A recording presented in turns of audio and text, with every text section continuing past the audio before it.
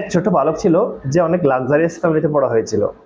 তার বাবার ছিল অগাধ সম্পত্তি, অট্টালিকা, অঢেল টাকা পয়সা। তার বাবা একদিন চিন্তা করলো গরিব মানুষরা কিভাবে জীবন ধারণ করে এ ব্যাপারে একটা শিক্ষা দিতে হবে ছেলেকে। এই জন্য তিনি তার ছেলেকে নিয়ে গ্রামে গেলেন। গ্রামে যাওয়ার পরে একটা দরিদ্র পরিবারে উঠলেন। ওদের দেখাশোনা, ওদের ক্ষেত খামার, ওদের হাঁস মুরগি পালন এগুলো সব দেখলেন। একদিন, 2 দিন, 3 দিন থাকার পরে এই ছেলেটি কৃষকের সাথে মিলেমিশে একাকার হয়ে গিয়েছিল।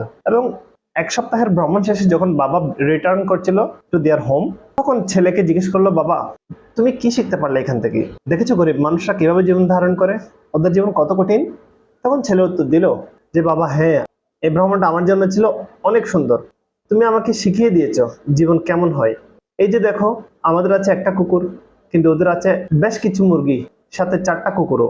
আমাদের আছে একটা সুইমিং পুল, কিন্তু তাদের আছে নদীর জলধারা, যেটা প্রবাহমান, যার কোনো শেষ নাই। আবার দেখো, আমাদের আছে একটা লুণ্ঠন, যেটা দিয়ে আমরা তারা দেখি আকাশের, কিন্তু তাদের সুবিশাল প্রান্তর রয়েছে যেখান থেকে তারা রাতের আকাশ খুব সুন্দরভাবে উপভোগ করতে পারে। আমাদের পরিবারে মাত্র 4 জন রয়েছে, কিন্তু তাদের পরিবারে 12টা মানুষ রয়েছে যাদের সঙ্গে তারা খেলাধুলা খেলতে পারে, সুখ দুঃখের আনন্দ শেয়ার করতে পারে, গল্প ভাগাভাগি করতে পারে। তারা কিন্তু নিজেরাই নিজেদের খাবার উৎপাদন করতে পারে। অথচ আমাদেরকে খাবার কিনতে দোকানে যেতে হয়। তখন বাবা বুঝতে পারলেন যে ছেলেকে আসলেই শিক্ষা দিতে চেয়েছিলাম ধনী মানুষদের জীবন আর গরিব মানুষদের জীবন কেমন হয়।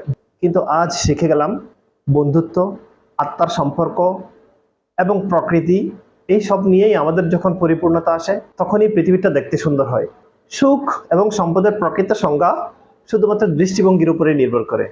দৃষ্টিভঙ্গি পাল্টান, তাহলে জীবন এমনিতেই সুন্দর হয়ে যাবে। আজ এ পর্যন্তই। আসসালামু আলাইকুম।